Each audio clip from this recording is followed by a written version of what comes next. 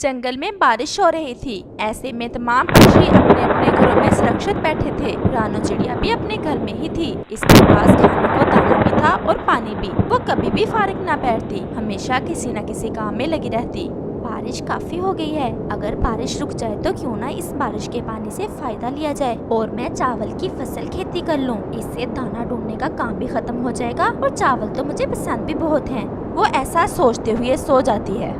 अगले रोज सुबह बहुत रोशन थी। हर तरफ परिंदे चहचहा रहे थे और धूप निकली हुई थी। अब तो कौवा भी बहुत मेहनती हो गया है, क्यों ना उसे भी अपने साथ मिला लूं। वैसे भी मुझे तो चावल की फसल के बारे में ज्यादा जानकारी नहीं है। और वो ऐसे सोचते हुए कौवे की तरफ जाती है। आओ रानो बहन, बारिश तो अच्छी हो गई। जरूरत भी थी बारिश की, हर तरफ सूखा हो गया था। हाँ हाँ कौवे भैया, अब बारिश से जंगल की रौनकें दोबारा से आ जाएंगी। कौवे भैया, मैं बैठी हुई थी कि एक ज्ञान आया मेरे दिमाग में, मैं इसीलिए आई हूँ तुम्हारी तरफ। हाँ हाँ रानो चिड़िया, बताओ। मैंने सोचा कि इस बारिश के पानी से कुछ फायदा लें। क्यों ना हम पास में ही जो बारिश का पानी जमा है इसमें चावल की फसल खेती कर लें। रानो चिड़िया, बात तो तुम्हारी ठीक है। चावल तो खाए हुए मुझे भी बहुत दिन हो गए हैं। पहले तो मैं जब दिल करता था इंसानों की आबादी में चला जाता था, लेकिन अब डर लगता है। अब इंसान बहुत जालिम हो गए हैं। हर किसी के पास बगल में बंदूक होती है। हम ऐसा ही करते हैं, अपने खुद से चावल उगा लेते हैं। लेकिन कौवे भैया, एक मसला है, मेरे पास चावल के बीज नहीं है। तुम चिंता ना करो, ये कौन सी बड़ी बात है। पास वाले जंगल में मेरे रिश्तेदार रहते हैं, मुझे पूरा विश्वास है हमें वहाँ से कुछ दाने चावलों के मिल जाएंगे जिन्हें हम बोलेंगे। फिर चलो कौवे भैया, हम चलते हैं, मैं भी फारग ही थी। चलो चलो, मुझे भी कोई काम नहीं है। और वो पास वाले जंगल की तरफ चल देते हैं। आओ आओ कालू, कैसे आना हुआ, सब ठीक है ना? और ऐसे चिट्टू कौवा उनका स्वागत करता है। हाँ हाँ, सब ठीक है। वो असल में बात ये है कि मैंने और रानो चिड़िया ने प्लान बनाया है चावल की फसल बोने का। बहुत अच्छा, बारिश भी हो गई है, अब तो पानी भी मिल जाएगा और मौसम भी ठीक है चावल की फसल के लिए। लेकिन एक मसला है कि हमारे पास चावल के बीज नहीं है। अगर आप हमें चंद दाने चावलों के दे दो तो एहसान होगा आपका। इसमें एहसान वाली क्या बात है, ये तो कारोबारी बात है। आप मुझसे चावल के बीज ले लो, लेकिन जब तुम्हारी फसल तैयार हो जाए तो मुझे चावल वापस करना होंगे। हाँ ये ठीक है, मुझे तो कोई एतराज नहीं है, लेकिन रानो चिड़िया से भी पूछ लो। नहीं नहीं कालू भैया, मुझे भी कोई एतराज नहीं है। आप बड़े हो, जो फैसला आप करोगे मुझे मन से कबूल होगा। तो फिर तुम यहीं बैठो और मैं चावल के चंद दाने अभी तुम्हें ला देता हूँ। और चिट्टू कौवा चावल के बीज लेने चला जाता है। ये लो भी चावलों के दाने, लेकिन कटाई के समय मुझे भूल न जाना। मेरी बात फिर से सुन लो, मैंने अपने चावल वापस ले लेने हैं। चिट्टू कौवे भैया, मैं वादा करती हूँ हम आपके चावल जरूर वापस कर देंगे। और फिर ऐसे कौवा और चिड़िया चावल के बीज लेकर वापस हो लेते हैं। ये जगह ठीक है कौवे भैया, हम यहाँ ही चावल बो देते हैं। और फिर वो दोनों बारिश के जमा पानी में चावल के बीज बो देते हैं। अब चले कौवे भैया, अब हमारा काम तो खत्म हो गया। अब कुछ दिन बाद आकर एक बार फिर देख जाएंगे। हाँ चिड़िया बहन, चलो अब चलते हैं, वैसे भी मैं बहुत थक गया हूँ। और वो दोनों अपने अपने घरों को लौट जाते हैं। ऐसे ही दिन और रात गुजरते। फिर एक दिन चिड़िया कौवे के पास जाती है। कौवे भैया, अब तो काफी दिनों से बारिश भी नहीं हुई, चलो हम जाकर अपनी फसल देख लें, कहीं पानी सूख तो नहीं गया। हाँ हाँ, मैं भी तुम्हारी तरफ आने ही वाला था। अगर पानी सूख जाए तो चावल की फसल भी बर्बाद हो जाती है। और फिर वो दोनों अपनी चावल की फसल देखने चले जाते हैं। रानो चिड़िया, वही हुआ जिसका मुझे डर था। बारिश का पानी सूख गया है, चावल के पौधे भी सूख जाते हैं अगर इनमें पानी सूख जाए तो। अब क्या करना होगा? ये तो बहुत परेशानी बन गई है, लेकिन तुम हौसला रखो, तुम अपने घर जाओ और मैं पूर्व में सागर की तरफ जाती हूँ और बादलों से पूछ कर आती हूँ कि वो कब तक इधर आएंगे और फिर से बारिश बरसाएंगे। है कोई बादल तुम्हारे जानने वाला?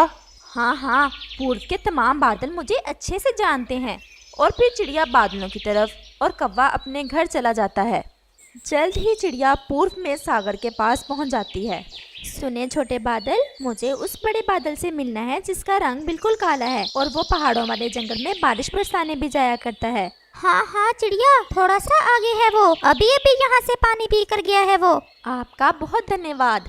और रानो चिड़िया जैसे ही थोड़ा और आगे जाती है, उसे वो बादल मिल जाता है। रानो, हो ना हो, तुम पहाड़ों वाले जंगल से आई हो, मैं जानता हूँ तुम्हें। आपका बहुत बहुत धन्यवाद जो आपने मुझ नाचीज की पहचान की। बताओ कैसे आना हुआ। बादल भैया, मैंने चावल की फसल बोई थी अपने घर के पास ही। वो जब आप पिछली दफा बारिश बरसाकर आए थे ना, उस बारिश के पानी। हम बरसते ही इसलिए हैं कि दूसरे हमसे फायदा उठा सकें। लेकिन अब पानी सूख गया है मेरी फसल का। मुझे बहुत आशा है आपसे कि आप मेरे साथ जाएं और बारिश बरसा दो। चिड़िया, तुम बिल्कुल ठीक समय पर आई हो, वरना मैं तो जी भरकर पानी पीकर पश्चिम वाले जंगल की तरफ जाने ही वाला था। चलो अब मैं तुम्हारे साथ ही चलता हूँ। आपका बहुत धन्यवाद। और फिर ऐसे रानो चिड़िया और बादल पहाड़ों वाले जंगल की तरफ चल देते हैं। ही वो चावल की फसल के पास पहुंच जाते हैं। कालू कौवा भी बादल को देखकर बहुत खुश होता है और वो भी अपनी फसल के पास पहुंच जाता है। बादल बारिश बरसाता है और जल्द ही उनकी चावल की फसल में पानी ही पानी हो जाता है। चिड़िया बादल को धन्यवाद बोलती है और फिर बादल चला जाता है। चिड़िया रानी, अब तो मजा आ जाएगा। अब कुछ ही दिनों में हमारे चावल तैयार हो जाएंगे। आपने बहुत बड़ा काम किया है। आप बेशक अब ना आना, मैं देख जाऊंगा और जैसे ही फसल तैयार होगी मैं तुम्हें बता दूंगा। ठीक है कौवे भैया, अब हम चलते हैं, मैं भी बहुत थक गई हूँ। और फिर वो दोनों वहाँ से चले जाते हैं। ऐसे ही कुछ दिन और गुजर जाते हैं। अब फसल अच्छे से तैयार हो चुकी है, अब मुझे चिड़िया को बताना चाहिए। और फिर कौवा चिड़िया के पास जाता है और उसे बताता है कि फसल पक गई है। तो फिर कब कटाई करना होगी हमें? आज ही तुम जाओ और फसल की कटाई शुरू करो, और मैं दूसरे जंगल से चिट्टू कौवे को भी बुला लाता हूँ। इसका बीज भी तो वापस करना है ना। हाँ हाँ कौवे भैया, ये ठीक है, मैं जाती हूँ और तुम उसे बुला ही लाओ और उसका भी हिसाब वहीं कर देंगे। और वो ऐसा ही करते हैं। आओ भी कालू, लगता है फसल पक गई है हमारी चावलों की। जी जी चिट्टू कौवे, पक गई है और आज कटाई करना है, इसलिए आपको बताने आया हूँ। आप चले मेरे साथ। चलो भी कालू। और वो वहाँ से चले जाते हैं। वाह चिड़िया रानी, तुमने तो चावल काट भी लिए। लाओ अब मुझे मेरे चावल दे दो। और चिड़िया जितने दाने चावलों के बीज के लिए उससे लाई थी, उससे कुछ ज्यादा ही उसे दे देती है। ये क्या, मैं कोई भीख मांगने आया हूँ तुमसे? याद करो, मैंने कहा था मैं अपने चावल वापस ले लूंगा, और ये सब चावल भी तो मेरे ही बीज से बने हैं ना, इसलिए ये सब चावल अब मेरे ही हैं। तुम अपनी मजदूरी लो और चलते बनो यहाँ से। ये सुनकर रानो चिड़िया और कालू कौवा चिट्टू कौवे के मुंह की तरफ देखने लगे। ये कहाँ का इंसाफ है? हमने इतनी मेहनत की, आप अपना बीज वापस लें, बाकी के चावल तो हमारे हैं। ऐसा कभी नहीं होगा। मेरी बात हुई है तुमसे, तुम बुला लो अपने जंगल के पक्षी, मैं उन्हें बात सुना देता हूँ। जो फैसला वो करेंगे मुझे कबूल होगा। कालू, हम इसकी बात समझ ही नहीं पाए थे। अब बात को बढ़ाने से बेहतर है कि जो ये देता है वही ले लेते हैं। मैं नहीं चाहती कि इस बात पर सब पक्षी इकट्ठे हों। और तोता तो मुझसे बहुत नाराज होगा कि मैंने फिर से एक कौवे का विश्वास किया है। और कालू कौवा भी रानो चिड़िया की बात मान लेता है। और फिर ऐसे रानो चिड़िया को और कालू कौवे को जो भी मिलता है सब्र करके अपने अपने घरों को चले जाते हैं। हमें इस कहानी से सीख मिलती है कि हम जब भी किसी से कोई लेन देन करें, इसे अच्छे से सोच समझकर करना चाहिए।